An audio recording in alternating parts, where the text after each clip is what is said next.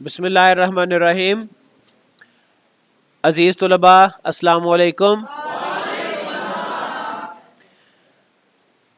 Ninth class chapter 5 computer science हम discuss कर रहे थे, वेबसाइट डिज़ाइनिंग। और इसमें पिछले लेक्चर में हमने लिस्ट बनाना सीखा था और लिस्ट की अभी 2 एग्ज़ाम मैंने आपको लास्ट टाइम करवाई थी। लिस्ट की एक और किस्म भी है, ठीक है जी। अभी हमने एक बेतरतीब लिस्ट देखी थी और तरतीब के साथ ऑर्डर्ड लिस्ट भी देखी थी। किताब में आपके सिर्फ लिस्ट बताई हुई है। लिस्ट की इस किस्म में अशिया या मवाद की तरतीब अहमियत नहीं रखती। दूसरे अल्फाज में हम ये कह सकते हैं कि अगर हम मवाद की तरतीब बदल भी दें तो इससे कोई फ़र्क नहीं पड़ता। तो इसमें यूएल टैग ओपनिंग और क्लोजिंग अनऑर्डर्ड लिस्ट के लिए यूज़ होता था और उसके अंदर एलआई टैग इस्तेमाल होते थे, ठीक है जी। और जबकि जो ऑर्डर्ड लिस्ट थी उसमें तरतीब होती है, उसमें चीज़ें एक तरतीब के साथ आती हैं, 1 2 3 4 5 इस तरह से, ठीक है। एक बातरतीब या ऑर्डर लिस्ट में हम मवाद को एक ख़ास तरतीब में रखते हैं और फ़र्क इसमें सिर्फ ओएल का था, ऑर्डर्ड लिस्ट का। अच्छा, यहाँ पे आपकी किताब पे नहीं दिया हुआ, मैं आपको थोड़ा सा बता देता हूँ कि ऑर्डर्ड लिस्ट या अनऑर्डर्ड लिस्ट के साथ ये जो इसके बाईं तरफ नंबरिंग लिखी आती है, या फिर अगर हम एक यूं करते हैं कि एक हम अनऑर्डर्ड लिस्ट एक्स्ट्रा बना लेते हैं ताकि बात को आसानी से मैं समझा सकूं। और आपको बताया था ओएल को सिर्फ मैंने यूएल करना है, बाकी मैंने ये टेक्स्ट कॉपी पेस्ट किया है, ठीक है जी। 2 लिस्टें मैंने सेम बना ली हैं, लेकिन एक ऑर्डर्ड है और एक अनऑर्डर्ड। सेव किया, इधर मैं अपने वेब पेज पे आया तो ये ऊपर देखिए ऑर्डर्ड लिस्ट है, नीचे अनऑर्डर्ड लिस्ट है। अब इन लिस्टों के लेफ्ट साइड पे ऑर्डर्ड लिस्ट में ये जो नंबरिंग लगी हुई है, इस नंबरिंग को चेंज किया जा सकता है, ठीक है। फिर ये जो इसमें अनऑर्डर्ड लिस्ट में ये जो लगे हुए हैं सैम्बल से, इनको चेंज किया जा सकता है। अगर आप अपने कोड पे आओ तो ऑर्डर्ड लिस्ट में टैग मैंने आपको पहले भी बताया, लेस देन साइन के बाद जो वर्ड आता है, जो लेटर आता है, उसको टैग का नाम कहते हैं, टैग का नेम ऑफ टैग। तो ओएल टैग के बाद या यूएल टैग के बाद एक प्रॉपर्टी यूज होती है टाइप। टाइप कहते हैं किस्म को, मतलब इसकी जो इसके साथ जो नंबरिंग है उसकी कौन सी किस्म आपने इस्तेमाल करनी है। टाइप इक्वल अगर आप यहां पे स्मॉल ए लगा दोगे तो 1 2 3 की बजाय ABC आ जाएगी, स्मॉल ABC, ठीक है जी। मैं इसको थोड़ा सा जूम इन भी कर लेता हूं और इसको रिफ्रेश करता हूं, देखें 1 2 3 की बजाय ABC आ गई। और यहां पे स्मॉल ए की बजाय आप कैपिटल ए भी इस्तेमाल कर सकते हो, ठीक है जी। तो ये आपका कैपिटल ABC लिख देगा और स्मॉल ए कैपिटल ए के अलावा आप आई इस्तेमाल कर सकते हो जो कि रोमन काउंटिंग है, रोमन काउंटिंग, ठीक है जी। ये वाली आपने ये अपनी 5वीं क्लास में गालिबन ये आ जाती है। फिर रोमन को आप कैपिटल में भी लिख सकते हो, कैपिटल आई के साथ, ठीक है जी। तो ये इसके जो नंबरिंग है, जो ऑर्डर है, उसकी आप किस्म टाइप तब्दील कर सकते हो। इसी तरह से ये जो आपका अनऑर्डर्ड लिस्ट है, इसमें भी टाइप की प्रॉपर्टी यूज हो जाती है। और इसमें टाइप की जो मुख्तलिफ कीमतें हैं, मैंने आपको बताया था कि ये जो खसूसियात हैं टैग की, खसूसियत कोई भी हम इस्तेमाल करें, जैसे यहाँ पे हम टाइप की प्रॉपर्टी, टाइप खसूसियत इस्तेमाल कर रहे हैं, तो इसके साथ हमने कीमत भी देनी होती है। अनऑर्डर्ड लिस्ट में जो टाइप है, इसकी जो वैल्यू है वो हम दे सकते हैं। एक है डिस्क, ठीक है जी, जो कि ये बाय डिफॉल्ट डिस्क ही आ रही है। फिर इसके अलावा है सर्कल, ये खाली हो गया दरमियान से, ठीक है जी। तो इसके अलावा एक स्क्वायर भी है गालिबन, ठीक है। ये इसमें मुख्तलिफ हम इसके जो इसको बुलेट कहते हैं, वैसे अनऑर्डर्ड लिस्ट में बुलेट कहते हैं और उसको इसको कहते हैं नंबरिंग। तो हम इसकी लिस्ट में नंबरिंग या बुलेट्स की किस्म तब्दील कर सकते हैं, ठीक है। ये थी 2 लिस्टें। ऑर्डर्ड और अनऑर्डर्ड। एक तीसरी किस्म की लिस्ट भी है जिसको कहते हैं डेफिनेशन लिस्ट, वजाहती डेफिनेशन लिस्ट। डेफिनेशन लिस्ट में 3 तरह के टैग आ जाते हैं, ये इससे थोड़ी सी मुख्तलिफ है। जिस तरह से डेफिनेशन लिस्ट को हम इस्तेमाल करते हैं, जैसे हमने कोई ख़ास कोई अल्फाज, कोई टर्मिनोलॉजीज हमने उनकी वजाहत करनी हो ना, डेफिनेशंस देनी हो, वहां पर हम ये डेफिनेशन लिस्ट इस्तेमाल करते हैं। ठीक है, और इसके लिए जो मेन टैग इस्तेमाल होता है वो है डीएल फॉर डेफिनेशन लिस्ट। जैसे यूएल था अनऑर्डर्ड लिस्ट, ओएल था ऑर्डर्ड लिस्ट, ऐसे ही डीएल है डेफिनेशन लिस्ट। और डेफिनेशन लिस्ट के अंदर फिर 2 टैग आते हैं, एक डीटी डेफिनेशन टर्म। ठीक है, टर्म कहते हैं किसी कोई होती है ना तारीफें हम लिखते हैं, मसलन आप रियाजी की बात कर लो, आप फिजिक्स की बात कर लो, उसमें कई एक तारीफें आती हैं। रियाजी में सेट्स का आपका चैप्टर आता है, उसमें आता है कानून तकसीमी बिलहाज जमा, ठीक है, कानून मुबादला आता है। तो उसको आपने अगर तारीफ करनी है तो कानून मुबादला एक टर्म आप लिखोगे, ठीक है जी, आगे उसकी डेफिनेशन दे दोगे। तो इसमें 3 टैग आते हैं, तो हम इसको कोड करते हैं। हम सबसे पहले जाहिर बात है अगर हमने लिस्ट बनानी है तो हम मेन डीएल टैग यूज करेंगे, डीएल फॉर डेफिनेशन लिस्ट, और डीएल टैग क्लोज भी होगा। फिर इसके अंदर आपको मैंने बताया कि डी टी आता है tag, D T for definition term, इसका क्लोजिंग टैग भी आएगा। और इसके अंदर डेफिनेशन टर्म के बाद एक दूसरा टैग आता है, तीसरी किस्म का tag D D definition detail या डेफिनेशन डिस्क्रिप्शन भी कहते हैं इसको। ठीक है जी, अब देखें जब मैंने टैग एक पूरा सेट बना के डेफिनेशन टर्म मैंने लिखी HTML, ठीक है, और यहां पे डेफिनेशन डिटेल में मुझे इसकी तारीफ लिखनी है। मैं लिखता हूं HTML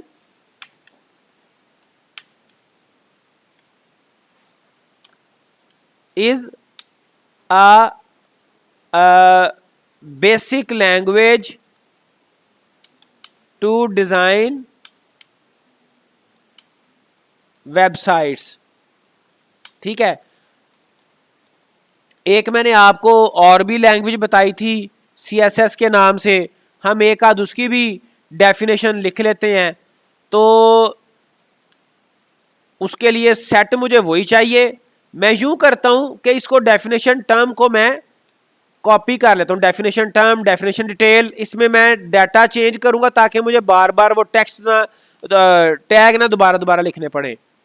कॉपी का मैंने आपको बताया था, टेक्स्ट पहले आपने सेलेक्ट करना होता है, शिफ्ट की को दबा के रखेंगे, साथ एरो कीज आप इस्तेमाल कर सकते हो, साथ आप होम एंड वाले बटन इस्तेमाल कर सकते हो। तो ये मैंने पेस्ट किया और डेफिनेशन टर्म में मैं HTML की बजाय लिखता हूं CSS। ठीक है जी, और इसकी जो डेफिनेशन है वो मैं चेंज करता हूं CSS, पहले लिखते हैं इसकी, चूंकि HTML की फुल फॉर्म तो आपको पता थी ना, हाइपरटेक्स्ट मार्कअप लैंग्वेज।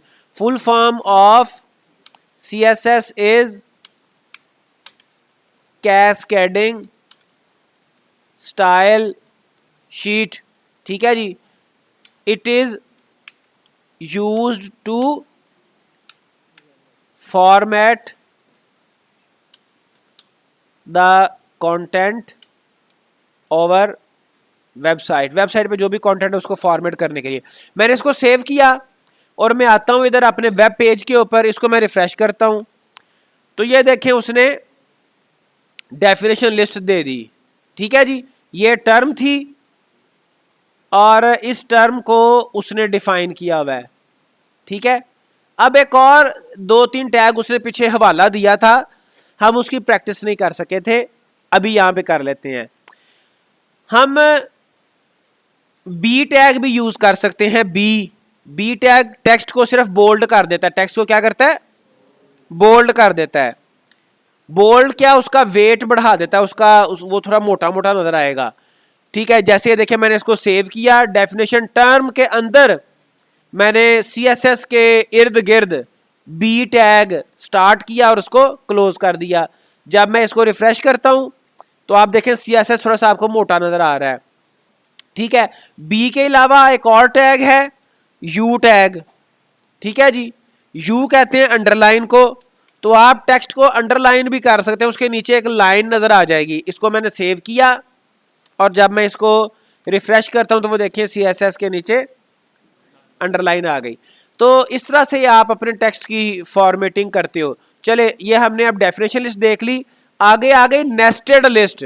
नेस्टेड, तो जो नेस्टेड का वर्ड है ना, नेस्टेड, नेस्ट कहते हैं इंग्लिश का सादा सा घोंसला, ठीक है जी, शाबाश, आपने सही बताया। नेस्ट कहते हैं घोंसले को। अगर आप घोंसले की शेप देखें तो उसमें घोंसले में वो चिड़ियों ने, परिंदों ने एक घास फूस या तीले वगैरह को इस्तेमाल करते हुए एक लेयर बनाई होती है, ठीक है। फिर उस लेयर के अंदर एक और लेयर होती है, उस लेयर के अंदर एक और, वो काफी सारी लेयर्स होती हैं, तहें बनी होती हैं। तो नेस्टेड का कॉन्सेप्ट जब कंप्यूटर में आएगा, लैंग्वेज में आएगा, तो यहां पर इससे मुराद होती है किसी एक चीज के अंदर दोबारा वही चीज आ जाए, ठीक है। अगर लिस्ट है, ऑर्डर्ड लिस्ट है, उस ऑर्डर्ड लिस्ट के अंदर एक और लिस्ट आ जाए, कोई भी ऑर्डर्ड आ जाए, अनऑर्डर्ड आ जाए, कुछ भी, ठीक है जी।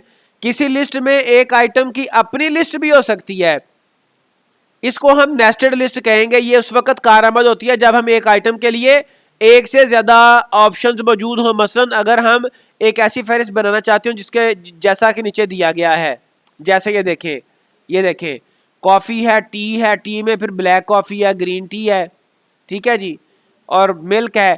तो ये इस तरह से इसका तरीकाकार क्या होता है कि आप एक लिस्ट के अंदर कोई लिस्ट बनाते हो।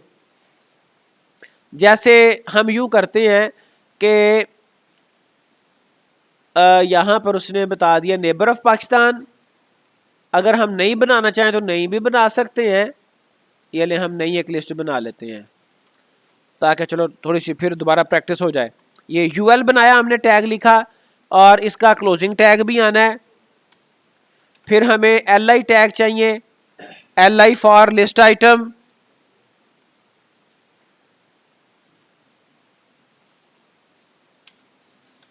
और लिस्ट आइटम को हमने क्लोज भी करना है।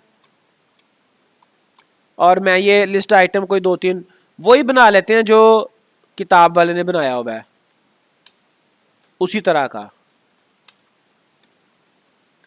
ठीक है जी। और इधर मैं ऊपर एक हेडिंग लगा देता हूं, एनीवे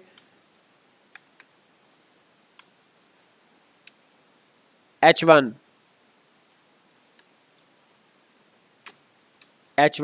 क्लोजिंग आ गई। इसमें मैं लिखता हूं हेल्दी फूड, ठीक है जी। और लिस्ट आइटम में पहली लिस्ट मैं देता हूं वेजिटेबल्स, ठीक है जी। दूसरी लिस्ट में मैं आइटम देता हूं फ्रूट्स, तीसरी लिस्ट आइटम मैं देता हूं नट्स, ठीक है जी। और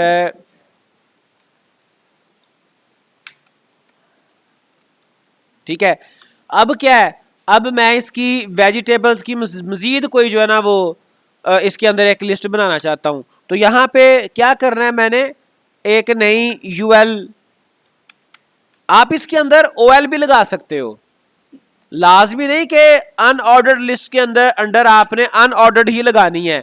आप यहां पे ऑर्डर्ड लिस्ट भी लगा सकते हो, लेकिन उसके अंदर फिर वो आपको पता है लिस्ट आइटम्स के लिए एल टैग ही आता है।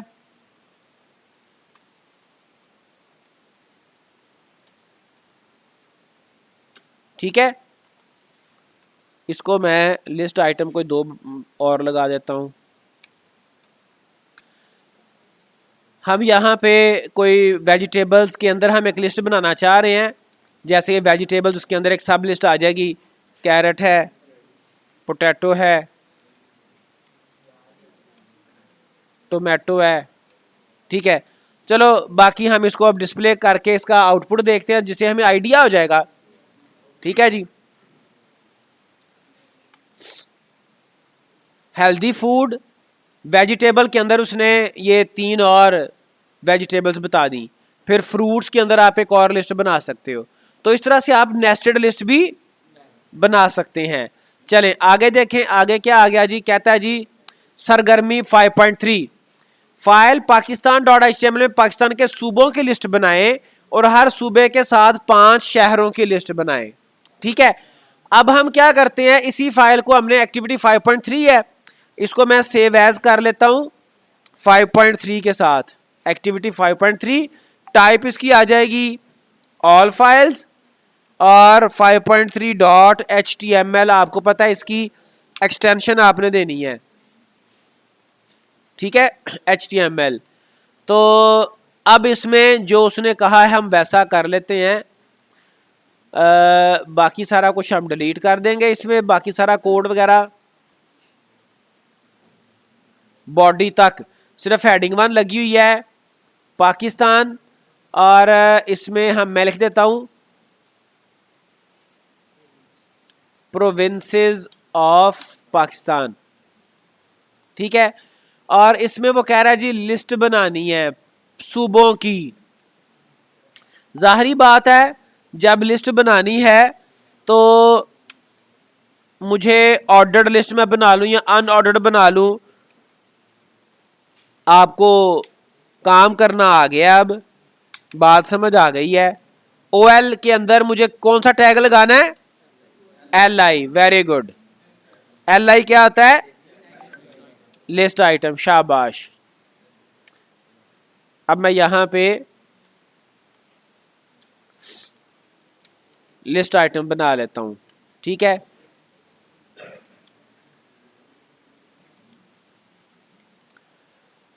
अच्छा जी, पहला जो आइटम है मैं लिखता हूं पंजाब, दूसरा आइटम लिखता हूं सिंध,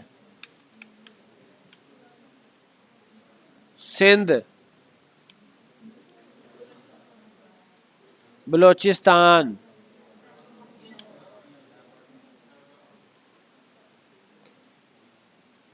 चलिए अब हम इसके अब हम कोई इसमें सब लिस्ट बना लेते हैं। ये मैंने कॉपी पहले ही कर ली थी, पंजाब के आगे मैंने एक और ऑर्डर लिस्ट लगा दी। ठीक है जी, और इसका मैं यूं करता हूं, एक जो बाहर ऑर्डर लिस्ट लगी है उसकी टाइप तो मैंने नहीं दी, वहां पे तो 1 2 3 आएगी। जो पंजाब के आगे ऑर्डर लिस्ट मैंने लगाई है उसकी मैं टाइप दे देता हूं, यहां पे मैं यूज कर लेता हूं स्मॉल ए। स्मॉल ए आपको पता है क्या करता है, लाहौर, सरगोदा, हाँ शेखपुरा तो लाजमी आएगा ना जी, ये तो हमारा अपना शहर है ना।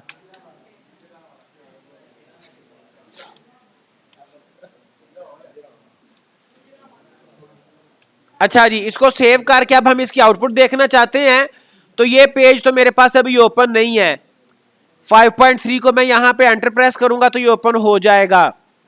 ये देखें जी, प्रोविंसेस ऑफ पाकिस्तान आ गए और उसमें पंजाब, सिंध, बलोचिस्तान, KP के, ये आपकी एक लिस्ट बन गई। और फिर पंजाब के अंदर एक और लिस्ट बनी है, नेस्टेड लिस्ट है ये।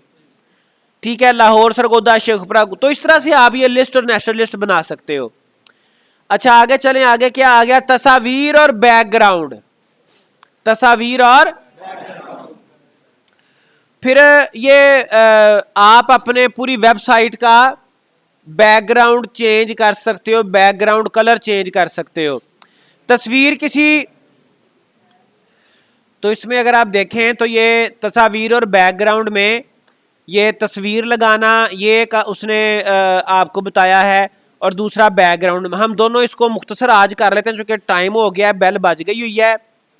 2 मिनट में इसको करके तो फिर हम बाकी तफसील में मजीद कल जाएंगे। तो ये देखें बेटा, इसका सबसे पहले जब आपने कोई लगानी है ना तस्वीर, तो उसमें IMG टैग इस्तेमाल होता है। IMG image, IMG for image. और IMG टैग के साथ हमने ये बताना है कि वो जो इमेज आप लगाना चाहते हो वो इमेज आपके कंप्यूटर में कहाँ पड़ा हुआ है। तो उसके लिए SRC एट्रीब्यूट है, प्रॉपर्टी है। ठीक है, जिसमें आपने इज इक्वल टू के बाद इसका इमेज का अपने कंप्यूटर के ऊपर जो पड़ा हुआ है उसका एड्रेस देना होता है कि वो किस ड्राइव में पड़ा हुआ है। उसका बेहतरीन हाल ये होता है कि आप जिस फोल्डर में फाइल सेव कर रहे हैं ना, जिस फोल्डर में फाइल सेव कर रहे हैं आप वहां पर ही कोई तस्वीर रख लें। तो मैं यूं करता हूं कि कोई तस्वीर मैं यहां पे अपने इधर हम कोई ढूंढ के तो रख लेते हैं, अगर मुझे यहां से कोई जल्दी से मिल जाए तस्वीर।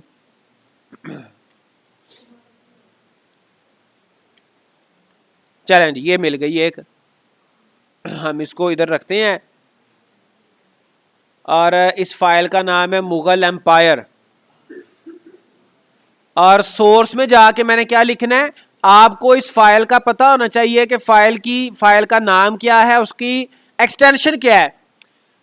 ये JFIF फाइल है, तो पता नहीं ये ब्राउज़र सपोर्ट करता भी है कि नहीं, वरना इसको मैं जल्दी से इस फाइल को BMP में सेव एज कर सकता हूँ, कर लेता हूँ ताकि वो हमें डिस्प्ले भी हो ना।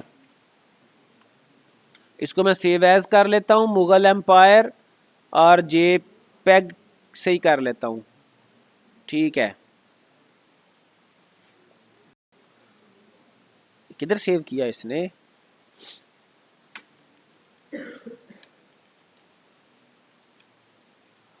किधर सेव किया इसने, मैं देख नहीं सका। डाउनलोड्स में, ठीक है, डाउनलोड से हम कॉपी कर लेते हैं।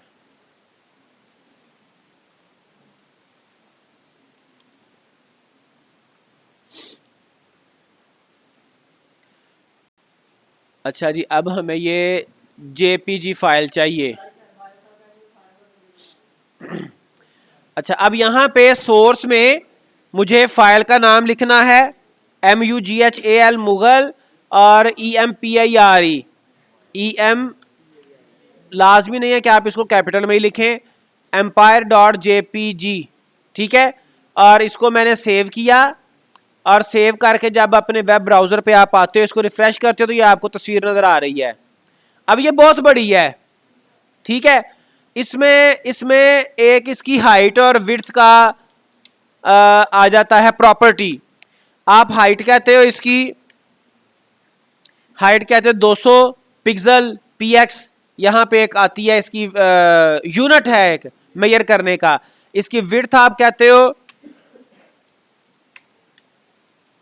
200 PX, ठीक है जी। सेव करते हो आप इसको, इधर आओगे तो इसका साइज ये मुनासिब हो गया, ठीक है। फिर एक और इसमें एट्रीब्यूट आ जाता है आल्ट, ऑल्ट कहते हैं ऑल्टरनेट, ठीक है जी।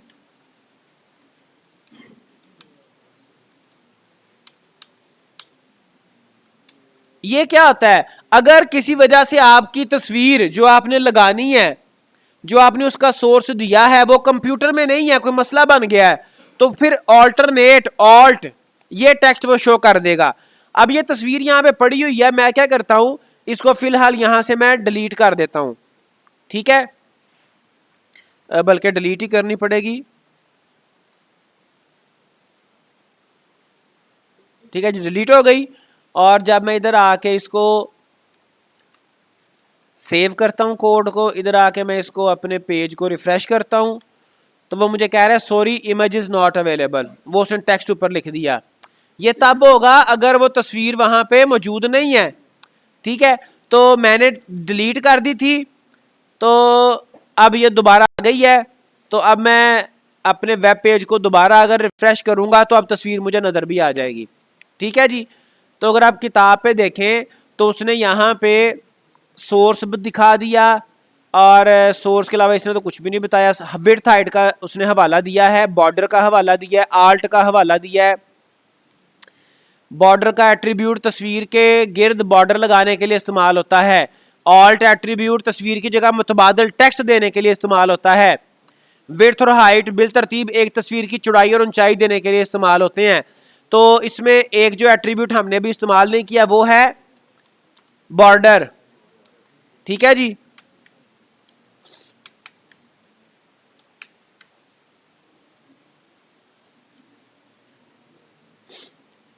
बॉर्डर मैं दे देता हूं, ठीक है, वो उसके इर्द गिर्द एक बॉर्डर भी आ गया। इसको आप मोटा भी कर सकते हो जितना आप चाहें, ठीक है। तो इसी तरह से छोटी सी प्रॉपर्टी है आपके वेब पेज का बैकग्राउंड कलर, तफसील कुछ हम कल भी देख लेंगे। तो ये बॉडी टैग के अंदर जाके BG colour, BG for back, B for back, G for ground, background colour, ठीक है। आप ये करते हो, बैकग्राउंड कलर आप दे देते हो